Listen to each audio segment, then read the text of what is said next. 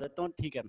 अच्छा, अब मुझे लास्ट टाइम एक भाई ने क्वेश्चन पूछा था कि 6.651 शायद नंबर था, और उन्होंने कहा था क्या आंसर आएगा। तो क्योंकि अगर आपने जस्ट 2 ही सिग्निफिकेंट डिजिट्स रखने हैं तो डेफिनेटली 6 तो एक आएगा और पॉइंट के बाद अगला डिजिट भी आएगा, तो आपको 5 को ड्रॉप करना है, लेकिन 5 के पीछे 1 है। तो 5 के पीछे जब 1 होगा तो उससे आगे चाहे इवन है या ऑड है, आप उसमें एक इंक्रीज करेंगे। हाँ, अगर 5 के पीछे काइंडली ये एक किसी का नेम है आईडी के ऊपर इजी फिजिक्स के नाम से, वो अपनी काइंडली ये ऑफ कर दें माइक को, ताकि आवाज में दिक्कत ना आए, हमें शोर ना आए, ठीक है। अच्छा, मुझे लगता है कि हमने ये सिग्निफिकेंट फिगर्स और राउंड ऑफ करने के रूल्स को अच्छी तरह डिस्कस कर लिया है, तो अब हम मजीद अगले नेक्स्ट टॉपिक की तरफ मूव करते हैं। अगर किसी का कोई इसके रिलेटेड कोई क्वेश्चन हो तो मुझसे पूछ लें।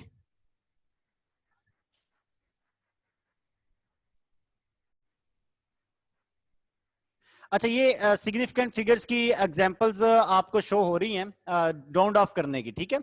तो बाकी तो बिल्कुल सिंपल है, मैं आखिरी एक दो एग्जांपल की तरफ जाता हूं। जैसे ये भी अभी एक भाई ने बताया था कि 6.6501 है, और वही नंबर कुदरती तौर पे यहाँ पर शो भी हो रहा है एग्जांपल में। सेकंड लास्ट एग्जांपल आप गौर से अगर देखें तो उसमें उन्होंने कहा कि 1 डेसिमल प्लेस तक आंसर लेके आना है, ठीक है। तो जो नंबर हमें कैप्ट करना है वो 6 के बाद एक पॉइंट तक जो है वो कैप्ट करना है। तो ड्रॉप होने वाला नंबर 5 है, लेकिन 5 से पीछे चूंकि 0 और 1 दोनों थे, तो इसलिए आपको पता है कि जब 5 से पीछे कोई नॉन जीरो डिजिट हो तो जब 5 ड्रॉप होता है तो उससे अपने आगे नेक्स्ट वाले में एक इंक्रीज कर देते हैं, तो इसलिए आंसर 6.7 आएगा, ठीक है। इस तरह एक और नंबर है 7.4852, ठीक है। और इस वाले में आप देख सकते हैं कि हमें ड्रॉप होने वाला डिजिट जो है वो हमारा वो 5 है, लेकिन 5 से पीछे काफी सारे आपके पास सिग्निफिकेंट नॉन जीरो डिजिट्स मौजूद हैं, ठीक है। तो जो जब 5 से पीछे काफी सारे नॉन डिजिट्स जो मौजूद हैं, उनके मौजूद होने की वजह से जब आप 5 को ड्रॉप कर देंगे तो 5 से पीछे वाले डिजिट में आपको एक इंक्रीज करना पड़ेगा। तो मेन कंफ्यूजन जब ड्रॉप होने वाला नंबर 5 हो तो तब भी पैदा होती है, अगर 5 से पीछे वाले डिजिट्स जो हैं वो सारे के सारे जीरो हैं या कोई डिजिट नहीं है, तो जब 5 ड्रॉप होगा तो उससे पीछे फिर आपने देखना है कि इवन या ऑड। अगर इवन है तो उसे ऐसे रहने दो, ऑड है तो एक इंक्रीज करो।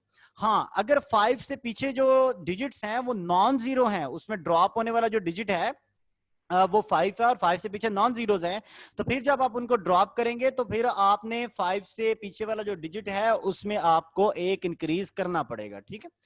तो ये रूल से राउंड ऑफ करने के इनके ऊपर बात काफी हो चुकी है, मैं आगे मूव कर रहा हूं।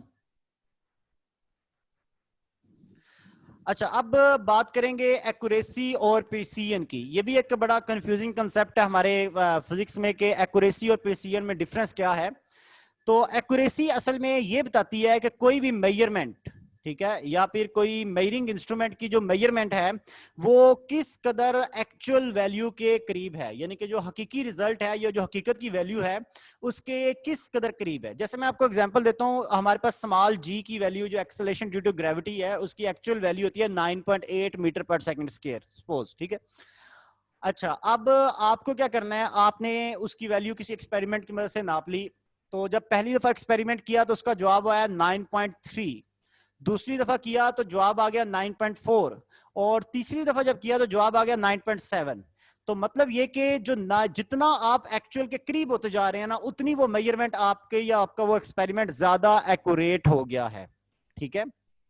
जितना कोई रिजल्ट एक्चुअल वैल्यू के ज्यादा करीब होता है उतना ज्यादा वो उसकी एक्यूरेसी बढ़ती है, उतनी उसकी वो मेजरमेंट ज्यादा एक्यूरेट हो जाती है, ठीक है।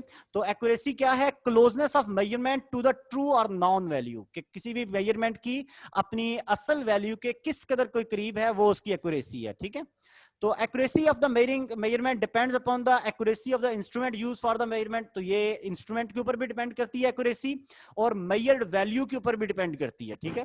तो अगर आप जितनी छोटी वैल्यू मेजर करेंगे ना, उतनी आपकी एक्यूरेसी जो है वो उसमें आपको ज्यादा एक्यूरेट वे में उसको मेजर करना पड़ेगा, क्योंकि छोटी चीज में अगर थोड़ा सा भी एरर हो ना तो वो बहुत ज्यादा सिग्निफिकेंट एरर हो जाता है, ठीक है। तो एक्यूरेसी की रीजन जो होती है वो असल में measurement of physical quantities can lead to error और मिस्टेक। जो डिफेक्ट्स आप ले लेते हैं, कोई आपने मेजरमेंट के अंदर कोई गलती कर दी है, उसकी वजह से आपकी एक्यूरेसी डिस्टर्ब होती है, आपकी एक्यूरेसी कम होती है, ठीक है। तो जितना ये एरर्स कम होंगे, जितना आपका आंसर जो है वो एक्चुअल वैल्यू के ज्यादा करीब होगा, जितना एरर कम होगा उतनी मेजरमेंट ज्यादा एक्यूरेट हो जाएगी, उतनी एक्यूरेसी ज्यादा हो जाएगी, ठीक है। तो the smaller the magnitude of the quantity greater is the need for measuring it accurately. जितना आपको किसी छोटी चीज की पैमाइश करनी है ना, तो उतना आपको एक्यूरेसी का ज्यादा ख्याल रखना पड़ेगा, ठीक है। जैसे आपने एक सोना मेजर करना है, सोने की पैमाइश करनी है, तो सोने की पैमाइश में आपको पता है कि अगर आपने गोल्ड के मैस को मेजर करते हुए अगर आपने उसमें फ्यू मिलीग्राम का भी कोई आपने गलती कर दी, तो वो गलती आपके लिए बहुत बड़ा मायने रखती है, उसकी कीमत बहुत ज्यादा है। आपने उसको बिल्कुल छोटी सी पैमाइश करते हुए भी अगर आपने उसमें थोड़ी सी भी गलती की, तो वो आपके लिए बड़ा मायने रखेगी। इस तरह अगर आपके पास सपोज 1000 टन साल्ट है, जो हम साल्ट खाते हैं, ठीक है, तो 1000 टन साल्ट है, उसकी मेजरमेंट में अगर आपके 2-3 किलोग्राम का आपने एरर आ भी गया, तो वो एरर इतना सिग्निफिकेंट नहीं है, उसके लिए इतना प्रॉब्लम नहीं है आपके लिए। हाँ, अगर आपको मेजरमेंट करनी ही मिलीग्राम की थी और उसमें भी आपने एरर कर दिया, तो वो एरर आपके लिए बहुत ज्यादा मायने रखता होगा। मतलब ये बात करने का मकसद सिर्फ एक ही है, वो ये मकसद है कि जितनी किसी क्वांटिटी की मैग्नीट्यूड स्मॉल है, उतनी आपको उसकी एक्यूरेसी को, मेजरिंग एक्यूरेसी को इंप्रूव करना लाजमी है, ठीक है। तो एक बात तो यहां क्लियर हो गई कि एक्यूरेसी दरअसल क्या है, कि किसी भी मेजरिंग इंस्ट्रूमेंट का अपने एक्चुअल वैल्यू के करीब होना जो है वो एक्यूरेसी है, ठीक है।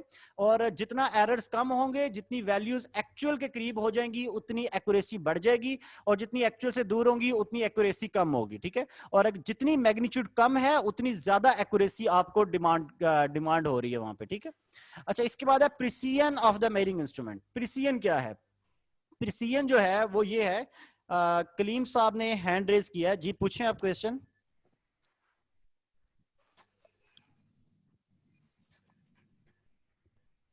काइंडली जल्दी पूछें, फिर टाइम काफी वेस्ट हो जाता है ऐसे। जी कलीम साहब, मैं वेट कर रहा हूं आपका।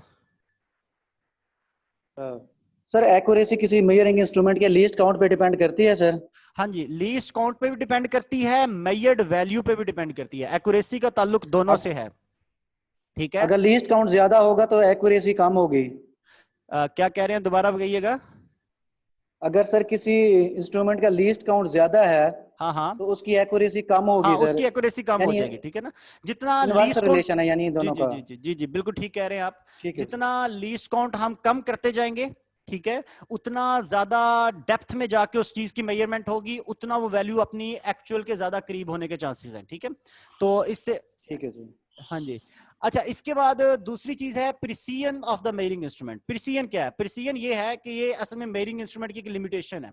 जैसे मिसाल के तौर पे आपके पास एक मीटर रॉड है, अगर आपने मीटर रॉड के स्केल के ऊपर गौर किया हो, तो उसमें जो लाइनें होती हैं ना, वो मिलीमीटर वाली होती हैं। और अगर आपको लंबाई नापनी है 1 मिलीमीटर से भी कम, ठीक है, अगर आपको लंबाई नापनी है और वो लंबाई 1 मिलीमीटर से भी कम है, तो वो आपका इंस्ट्रूमेंट वहां पर फेल हो गया, ठीक है, क्योंकि वो लंबाई तो दो लाइनों के बिल्कुल दरमियान में आ जाएगी, आप नाप नहीं सकते उसको, ठीक है।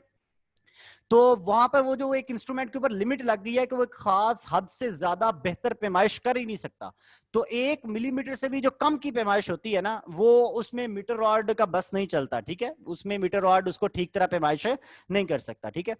तो ये चीज उसकी प्रिसीजन है, ठीक है। जितना कोई कम, जितनी छोटी वैल्यू को मेजर कर सके कोई इंस्ट्रूमेंट, जैसे फर्ज करें मीटर रॉड है, वो 1 मिलीमीटर तक मेजर कर सकता है। और जो हमारे पास वर्नियर कैलिपर है, वो आपको पता है कि 1 मिलीमीटर के 10वें हिस्से तक मेजर कर सकता है, तो वो ज्यादा प्रिसाइज है। और जो स्क्रू गेज है, वो 1 मिलीमीटर के 100वें हिस्से तक मेजर कर सकता है। जो स्क्रू गेज है वो आमतौर पे 1 मिलीमीटर के 100वें हिस्से तक मेजर कर सकता है, तो इसलिए वो और ज्यादा प्रिसाइज हो जाता है। जितना किसी भी मेजरिंग इंस्ट्रूमेंट का लीस्ट काउंट कम होता जाएगा, उतनी उसकी प्रिसीजन जो है वो बढ़ती जाएगी, ठीक है। तो ये एक इंग्लिश में लाइन मैं इसको रीड करता हूं, a instrument is said to have a high degree of precision if the measured values remain unchanged howsoever large number of times it have been repeated, ठीक है। इस बात का मतलब ये है कि अगर फर्ज करें आपको एक स्केल दे दिया जाता है, और वो सॉरी आपके पास कोई एक बॉल पॉइंट है और आप उसकी लंबाई को एक स्केल से नाप रहे हैं, एक बॉल पॉइंट है और आप उसकी लंबाई को एक स्केल से नाप रहे हैं, तो बॉल पॉइंट की लंबाई को स्केल से नापते हुए आपने देखा कि वो लंबाई जो है वो 2 डिजिट्स, 2 लाइनों के दरमियान आ रही है, ठीक है ना। मतलब वो लंबाई जो है वो 4.2 और 4.2 से लेके 4.3 सेंटीमीटर के दरमियान दरमियान कहीं आ रही है, ठीक है। अब जितने भी लोग उसका आंसर देंगे वो सारे के सारे, कोई कहेगा जी ये 4.21 है, कोई कहेगा नहीं जी ये 4.23 है, कोई 4.25 है, कोई कहेगा 4.27 है। ठीक है, तो 4.2 से लेके 4.3 के दरमियान दरमियान वो मार्क आ रहा था उसका, उसकी बॉल पेन की लंबाई नापते हुए मीटर रॉड से या आम स्केल से। तो वो जो जितनी भी वैल्यूज मेजर होंगी वो 4.2 से लेके 4.3 के दरमियान दरमियान होगी। तो मैक्सिमम उनमें जो रेंज हो सकती है, जिस रेंज में वो तमाम मेजर्ड वैल्यूज उस चीज की लाई कर सकती हैं, वो एक 0.1 सेंटीमीटर या 1 मिलीमीटर के अंदर अंदर लाई कर सकती है। ठीक है, इसी तरह अगर आप किस चीज की लंबाई नाप लेते हैं वर्नियर कैलिपर से, तो उसमें उस चीज की लंबाई जितनी भी बार नापी जाएगी वो लंबाई जो है वो 1 मिलीमीटर के 10वें हिस्से तक या 1 सेंटीमीटर के 100वें हिस्से तक वो सारी लंबाई आपस में एक करीब करीब होंगी। ठीक है, और इसी तरह अगर कोई लंबाई स्क्रू गेज से नाप ली जाती है तो वो लंबाई 1 सेंटीमीटर के 1000वां हिस्सा या 1 मिलीमीटर के 100वें हिस्से तक उस चीज की जितनी भी बार आप उसको रिपीटेड मेजरमेंट करें, जितनी भी बार मर्जी नापें, वो जो लेंथ्स हैं जितनी भी बार आप नापेंगे वो सारी की सारी 1 सेंटीमीटर के 100वें हिस्से तक एक दूसरे के करीब करीब होंगी। ठीक है, अच्छा इसके बाद it gives an idea to what resolution limit the quantity is measured by a measuring instrument. तो पीसीएन असल में हमें यह बताती है कि आइडिया देती है कि किस हद तक कोई इंस्ट्रूमेंट किस कदर बारीकी में जाके कोई इंस्ट्रूमेंट मेजर कर सकता है। ठीक है, जैसे जो हमारे पास मीटर रॉड है वो 0.1 सेंटीमीटर तक मेजर कर सकता है, वर्नियर कैलिपर 0.01 सेंटीमीटर तक मेजरमेंट एक्यूरेट कर सकता है, और जो हमारे पास स्क्रू गेज है वो 0.001 सेंटीमीटर तक ज्यादा एक्यूरेट मेजर कर सकता है। ठीक है, तो असल में जो प्रिसीजन है इसका ताल्लुक लीस्ट काउंट से होता है। ठीक है, तो least count of the measuring instrument is, और लीस्ट काउंट क्या होता है? लीस्ट काउंट दरअसल किसी भी मेजरिंग इंस्ट्रूमेंट का वो स्मॉलेस्ट मेजरमेंट है जो उस वाले इंस्ट्रूमेंट से हो सकती है।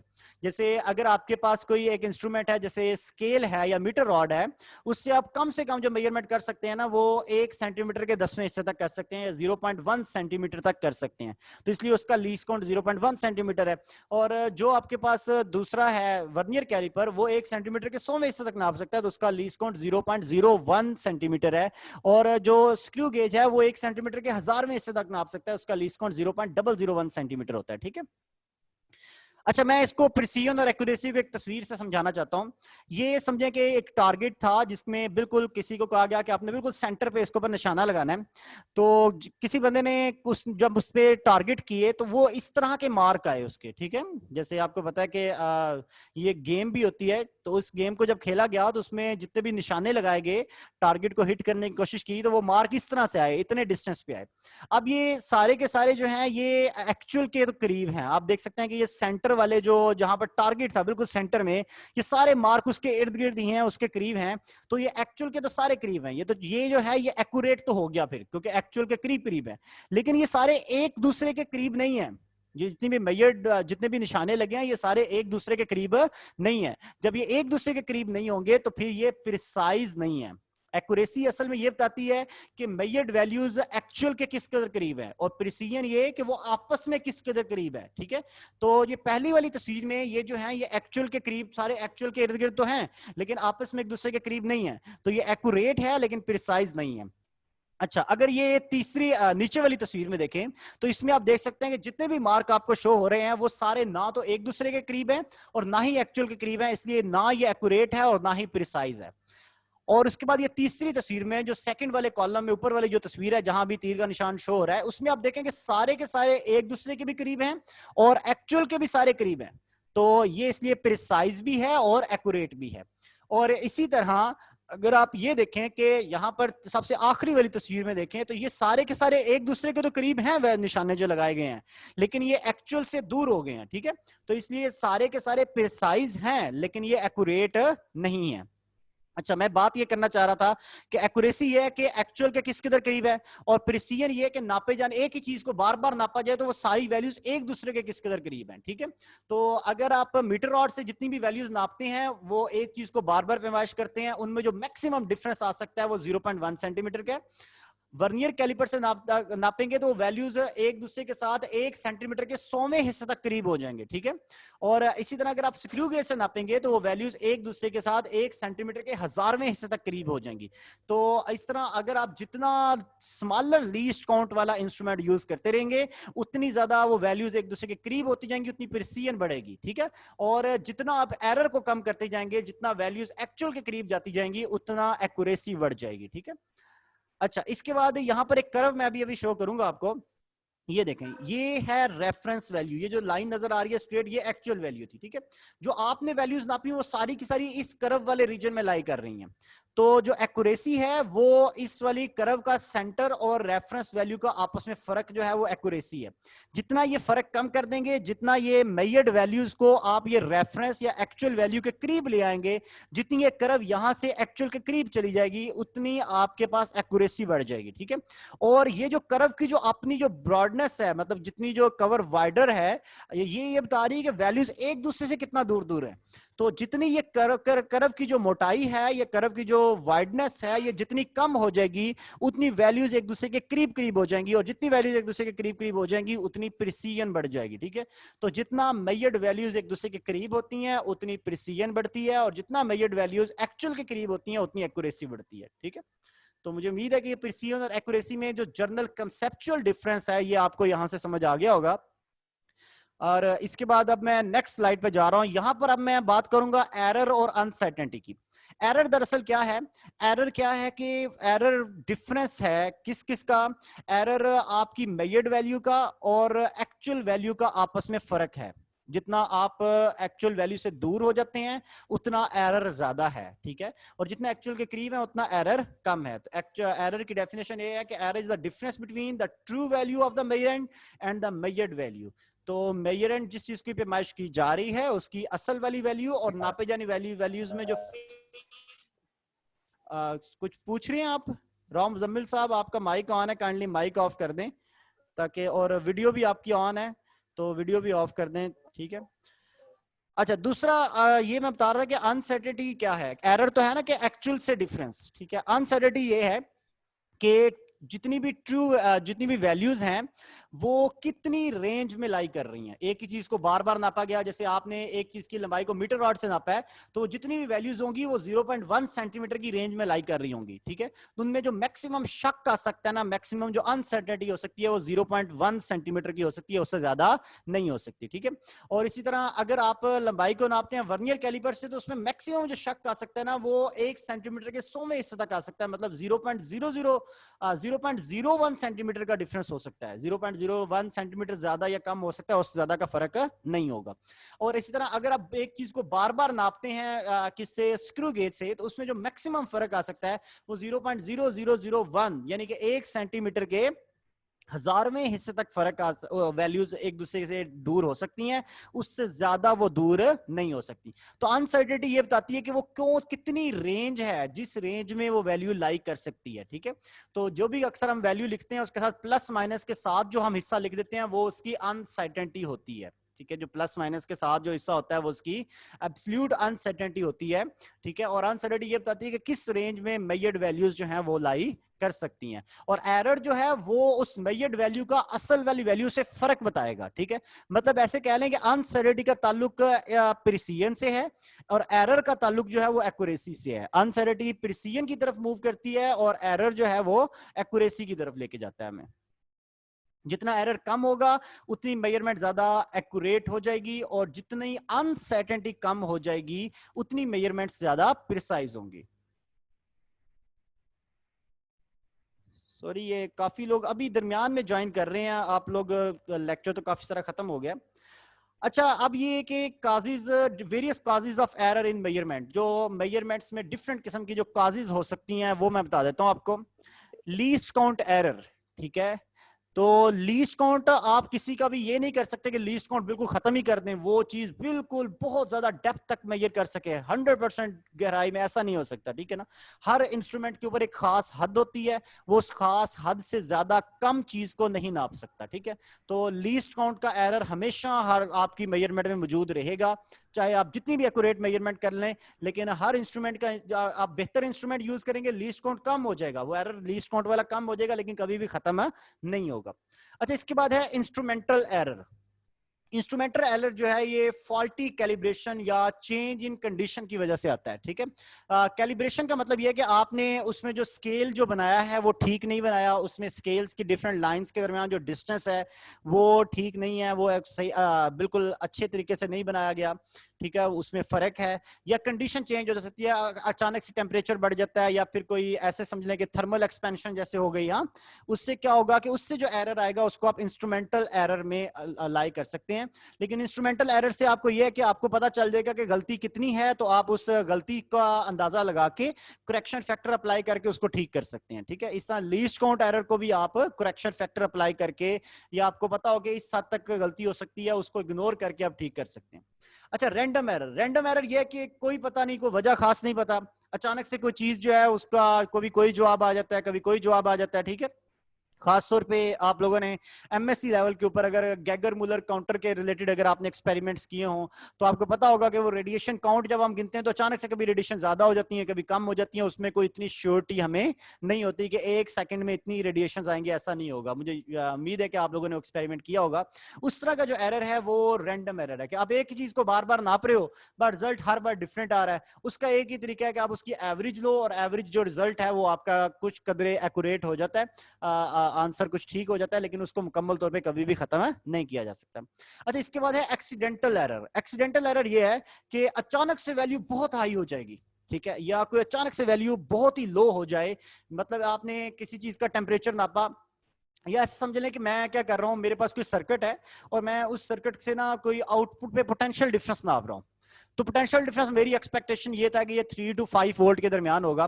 तो पहले मेजरमेंट ली तो 3 to 5 वोल्ट के दरमियान आ गया, फिर ली, फिर 3 to 5 वोल्ट आ गया, फिर 3 to 5 वोल्ट के दरमियान आ गई, फिर अचानक से ऐसा हुआ कि अचानक से 20 वोल्ट पे चला गया, ये अचानक से 0.01 वोल्ट पे आ जाए। तो ये जो अचानक से जो फर्क आता है, जैसे कोई अचानक से वोल्टेज का ऐसा कोई पल्स आ गया जिसकी वजह से इतना बड़ा डिफरेंस आ रहा है, तो इस तरह के एरर को हम कहते हैं एक्सीडेंटल एरर। एक्सीडेंटल एरर से बचने का एक ही तरीका है कि आपने उस मेजरमेंट को अपने डाटा से बाहर निकाल दो, बस उसका एक ही हल है कि आप उस मेजरमेंट को अपने डाटा में कभी भी इंक्लूड ना करो। अगर आप एक्सीडेंटल एरर वाली जो मेजरमेंट है उसको डाटा में इंक्लूड करेंगे तो वो आपका पूरा का पूरा डाटा का जो रिजल्ट है उसको बिगाड़ देगा, उस मेजरमेंट को आपको छोड़ना होगा, ठीक है। तो इस तरह के एरर को एक्सीडेंटल एरर कहते हैं। अच्छा, इसके बाद एक होता है पर्सनल एरर, ठीक है। पर्सनल एरर ये है कि अगर जो ऑब्जर्वर है उसकी अपनी कोई गलती है, उसकी वजह से एरर वो आ रहा है, ठीक है। उसने प्रोसीजर में कोई गलती है, उसको पता नहीं है किसी बात का, ठीक। जैसे आपको पता है कि जब भी किसी चीज की लंबाई हम नापते हैं किसी मीटर रॉड से, तो हमें चाहिए कि हम जीरो से स्टार्ट करें, है ना। उस लंबाई को जब मीटर स्केल के जीरो पे रखें और जीरो से लेके देखें कि वो कितनी लंबी आगे बन रही है। अगर किसी बंदे को पता ही नहीं है, वो वंस हर बार वन से स्टार्ट कर देता है, तो वो जो वन से स्टार्ट जब हर बार कर देता है, जीरो से स्टार्ट नहीं करता, तो डेफिनेटली जवाब जो है वो एक ज्यादा आ जाएगा, ठीक है। या स्टॉप वॉच से कोई एक्सपेरिमेंट किया जा रहा है, अब एक बंदे को ये नहीं पता कि स्टॉप वॉच को जब स्टार्ट करना है तो उसको जीरो से स्टार्ट करके टाइम काउंट करना है, वो जीरो की बजाय वन से स्टार्ट कर देता है टाइम काउंट करना, ठीक है। तो इस तरह का एरर जो है वो आपके पास जो होगा वो पर्सनल एरर होगा, वो एक इंसान की गलती की वजह से होगा, ठीक है। या कोई प्रोसीजर ठीक नहीं बताया जा रहा, तो वो जो एरर है वो पर्सनल एरर है, ठीक है। अच्छा, इसके बाद एक जर्नल टाइप होती है जिसको सिस्टमैटिक एरर कहते हैं। मतलब आप एक ही मेजरमेंट को बार बार कर रहे हैं और हर बार एक जैसा किसी चीज को, मुख्तलिफ चीजों को बार बार नाप रहे हैं और हर दफा एक ही जैसी गलती आ रही है, ठीक है, उसको सिस्टमैटिक एरर कहते हैं। जो तमाम मेजरमेंट्स पे एक जैसी असरअंदाज हो रही हो। जैसे आपने किसी भी चीज का पहले मैस नापा तो वो 1 किलोग्राम ज्यादा आ गया, फिर किसी और चीज का मैस नापा तो वो भी 1 किलोग्राम ज्यादा निकला, फिर किसी और चीज का मैस नाप लिया तो वो भी 1 किलोग्राम पहले असल वैल्यू से ज्यादा आ गया। अगर इस तरह की सिचुएशन हो जाए तो वो आपके पास सिस्टमैटिक एरर होगा। सिस्टमैटिक एरर कौन कौन से हो सकते हैं? इंस्ट्रूमेंटल एरर हो सकता है, या फिर इम्परफेक्शन इन एक्सपेरिमेंटल टेक्निक और प्रोसीजर हो सकता है, या पर्सनल एरर। तो ये एमसीक्यूज पेपर में भी एक दफा आया हुआ है कि सिस्टमैटिक एरर जो है वो कौन कौन सी काजेस हो सकती हैं। तो एक्सपेरिमेंटल टेक्निक की वजह से भी सिस्टमैटिक एरर आता है, इंस्ट्रूमेंटल एरर की वजह से भी सिस्टमैटिक एरर आता है, और पर्सनल एरर भी जो है वो भी सिस्टमैटिक एरर है, क्योंकि जो इंसान ने गलती करनी है ना, उसको अगर पता नहीं है अपनी गलती का, तो वो हर बार वैसी गलती करता रहेगा, हर बार मेजरमेंट में एक जैसी गलती आती रहेगी, ठीक है। तो वो एरर भी जो होगा वो भी सिस्टमैटिक एरर होगा। तो अच्छा, इस पेज पे कोई ऐसी मुश्किल बात नहीं थी। हमने क्या किया, हमने एरर और अनसर्टेनिटी में एक फर्क बताया, और एरर की जो डिफरेंट टाइप्स हो सकती हैं, जरूरी नहीं कि हर जगह ये कोई बहुत हार्ड एंड फास्ट रूल की टाइप्स नहीं है। वैसे तो जनरली दो ही टाइप्स होती हैं, सिस्टमैटिक और रैंडम, लेकिन मजीद इसको एलैबोरेट करने के लिए एक बुक से मैंने ये टाइप्स फर्दर देखी थी, तो ये मैंने बता दी हैं, तो इसको आप बस रीड कर लीजिएगा, इसके बारे में थोड़ा आइडिया होना आपको जरूरी है। मैं नेक्स्ट पेज की तरफ मूव कर रहा हूं। अच्छा, अब ना किसी भी, ये तो था ना एरर की टाइप्स बता देना और उसके बारे में डिस्कशन की। अब अगर एरर की मैग्नीट्यूड कैलकुलेट करनी है, न्यूमेरिकल वैल्यू एरर की कैलकुलेट करनी हो, तो एरर की न्यूमेरिकल वैल्यू तीन तरह से कैलकुलेट हो सकती है, एब्सोल्यूट एरर की टर्म में, रिलेटिव एरर की टर्म में, या परसेंटेज एरर की टर्म में, ठीक है। तो सबसे पहले मैं आपको ये बताऊं कि जो भी आपके पास डाटा है, आपने उस डाटे की मीन लेनी है। मीन लेना क्या है, सिंपली सारी वैल्यूज को सम करो और उसके नंबर पे उसको डिवाइड कर दो, ठीक है। तो ये मीन ऑफ ऑब्जर्वेशन जो है, ये आपके पास सबसे पहले आप ले लेंगे।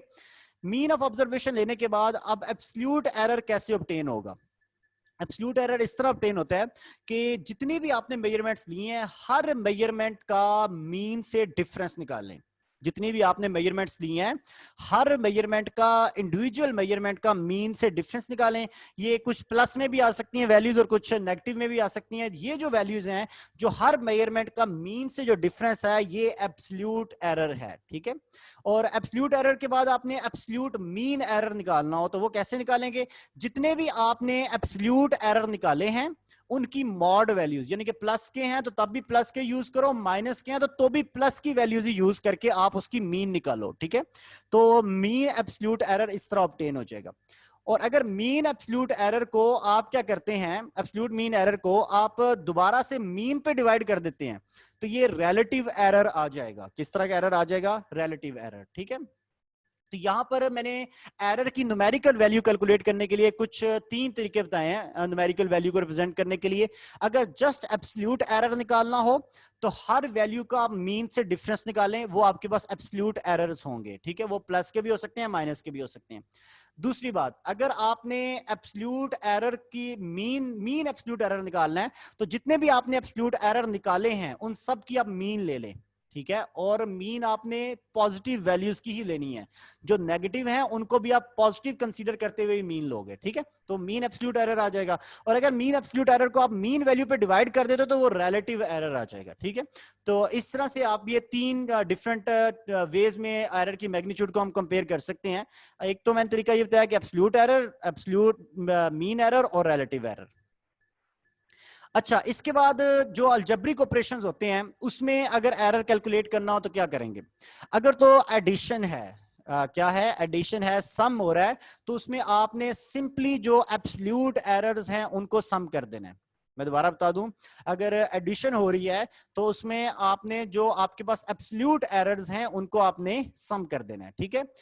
तो आपके पास एडिशन का एब्सोल्यूट एरर आ जाएगा। अगर आपको रिलेटिव एरर निकालना है, तो आपने जो एब्सोल्यूट एरर निकाला था, एब्सोल्यूट एरर जो उनके सम किए थे आपने, उसको आप एक्चुअल जो सम है उसके ऊपर डिवाइड कर दें, या एक्चुअल जो रिजल्ट था उसके ऊपर डिवाइड कर दें। मतलब ये कि एब्सोल्यूट एरर को आप एक्चुअल रिजल्ट पे डिवाइड कर देंगे, तो आंसर जो होगा वो रिलेटिव एरर आ जाएगा।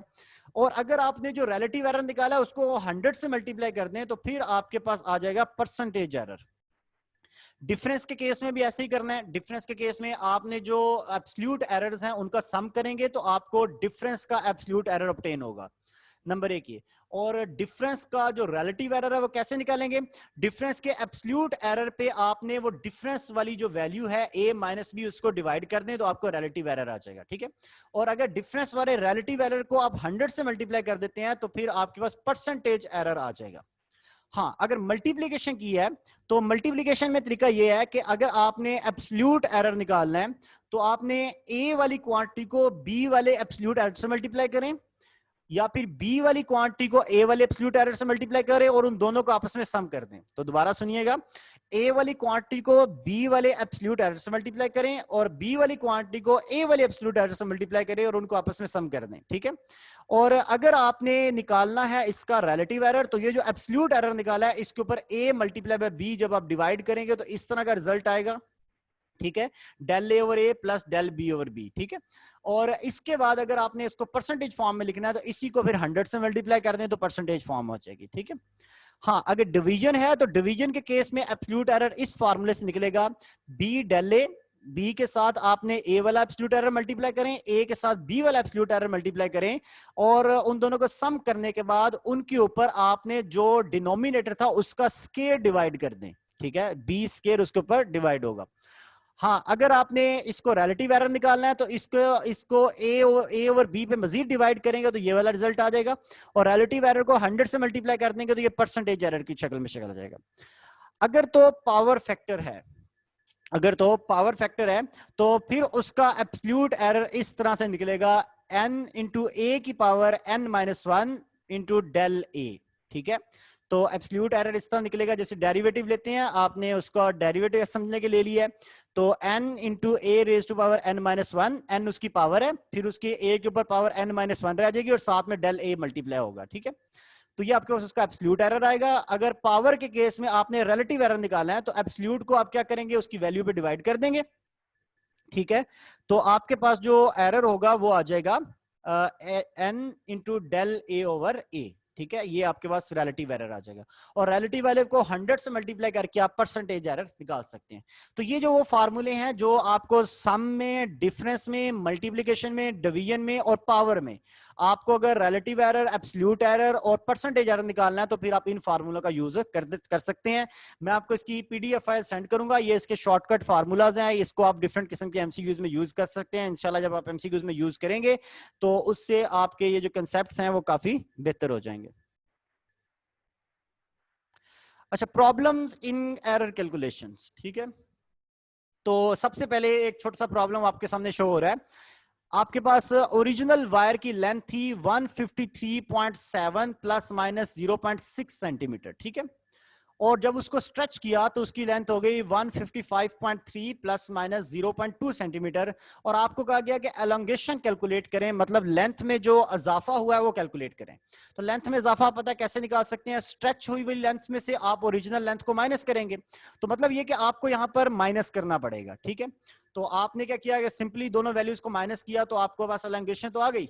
लेकिन अब एरर का क्या करें, तो मैंने आपको बताया था कि डिफरेंस के केस में सिंपली दोनों के एब्सोल्यूट एरर्स आपस में ऐड होंगे। जैसे यहां पर 0.6 है और यहां पर 0.2 है, तो इन दोनों के जो एब्सोल्यूट एरर्स हैं वो आपस में ऐड होंगे और वही जो एब्सोल्यूट एरर ऐड होके वो आपके फाइनल रिजल्ट का एब्सोल्यूट एरर बन जाएगा, ठीक है। हाँ, इसके बाद दूसरी वाली एग्जांपल आपको मैं एक बताता हूं जिसमें यह है कि लेंथ्स हैं, एक रेक्टेंगल है जिसकी लेंथ दी हुई है और उसकी ब्रेड्थ दी हुई है। आपको एरिया निकालना है। आपको पता है कि लेंथ, एरिया निकालने के लिए लेंथ और ब्रेड्थ को मल्टीप्लाई करना पड़ेगा। तो यहां पर ये एग्जांपल मल्टीप्लिकेशन से रिलेट कर रही है, ठीक है। तो सिंपली आपने लेंथ 3 है और ब्रेड्थ 2 है, सिंपली लेंथ को 3 और 2 को मल्टीप्लाई किया तो आंसर 6 आ गया। लेकिन अब अगली बात यह कि एरर कैसे ऑब्टेन करें, तो जो फार्मूला मैं बता चुका था पहले, इसका एरर हासिल करने का, एब्सोल्यूट एरर ऑब्टेन करने का वो फार्मूला आपने अप्लाई किया, ठीक है। फार्मूला अप्लाई करके ये रिजल्ट आ गया और ये रिजल्ट जो है ये आपके फाइनल रिजल्ट का एब्सोल्यूट एरर है। फार्मूला बड़ा आसान था, A del B plus B del A, ठीक है। वो फार्मूला अप्लाई कर लें या फिर दोनों से आप ए बी कॉमन ले लेंगे तो वो हो जाएगा del A over A plus del B over b into a b. ये भी हो सकता है एरर का फार्मूला, एब्सोल्यूट एरर का मल्टीप्लिकेशन के केस में। तो इससे ये आंसर आ जाएगा एब्सोल्यूट एरर का। बड़े सिंपल से, अगर आपको फार्मूलों के बारे में थोड़ा सा कंसेप्ट क्लियर हो जाएगा तो फिर आपके लिए मुश्किल नहीं रहेगी इंशाल्लाह। अच्छा, इसके बाद तीसरा जो है ये एक डिवीजन के रिलेटेड है। इसमें चेंज इन वेलोसिटी दिया हुआ है 12.5 प्लस माइनस 0.2 सेंटीमीटर पर सेकंड और एक टाइम दिया हुआ है 5.0 प्लस माइनस 0.3 सेकंड। आपको एवरेज एक्सेलरेशन निकालना है। आपको पता है कि एवरेज एक्सेलरेशन के लिए चेंज इन वेलोसिटी को टाइम पे डिवाइड कर दें तो आपको एवरेज एक्सेलरेशन ऑब्टेन हो जाएगा। लेकिन बात अब है एरर की, कि एरर कैसे निकालें। तो एरर निकालने के लिए आपको मैंने बताया कि रिलेटिव एरर के केस में इसमें आपको क्या करना होगा कि आप सिंपली क्या करेंगे, आप डेल वी ओवर वी और डेल टी ओवर टी करेंगे तो वहां से आपको इसका रिलेटिव एरर ऑब्टेन हो जाएगा और वो रिलेटिव एरर आप प्लस माइनस की शक्ल में साथ में लिख सकते हैं। ठीक है, तो सिंपल, इसमें ऐसी कोई मुश्किल बात नहीं है। बस आपने एरर के फार्मूलों के ऊपर जो मैंने बता दिए हैं वो पीडीएफ फाइल में आ जाएंगे, उनके ऊपर फोकस करना है और उससे इंशाल्लाह आपके सारे एमसीक्यूज हल हो जाएंगे। तो आज का लेक्चर यहाँ पर एंड होने लगा है, तो मैं इसको दोबारा से वाइंड अप करते हुए ये बता दूं कि इस लेक्चर में मैंने क्या क्या पढ़ा दिया। एक तो हमने सिग्निफिकेंट फिगर्स को डिटेल से डिस्कस किया है, फिर राउंड ऑफ करने के जितने भी तरीके हैं उसको डिटेल से डिस्कस कर लिया, फिर प्रिसीजन एक्यूरेसी में फर्क देखा, फिर एरर और अनसर्टेनिटी में फर्क देखा, और फिर एरर के डिफरेंट टाइप्स, और उसके बाद एरर की मैग्नीट्यूड ऑफ एरर कैलकुलेट करने के लिए absolute error, relative error, percentage error, और उसको फिर सम में, डिफरेंस में, मल्टीप्लिकेशन में, डिवीजन में और पावर में किस तरह से यूज करना है, ये सारी बातें मैंने आपको सिखा दी हैं।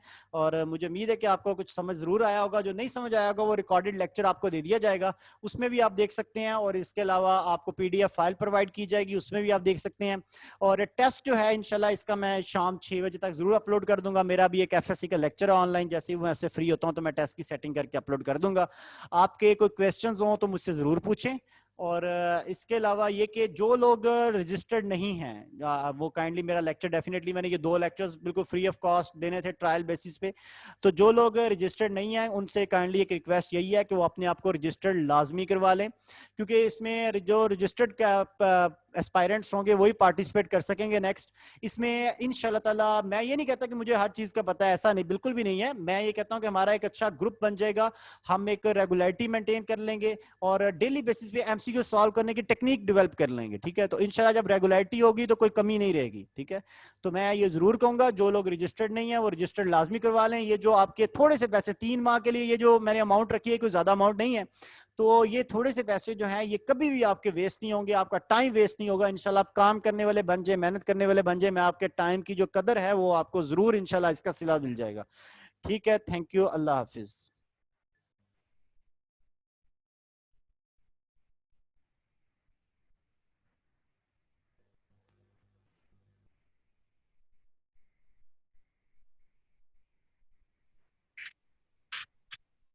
लुकमान साहब एंड हो गया लेक्चर। हाँ जी, हाँ जी, लेक्चर एंड हो गया।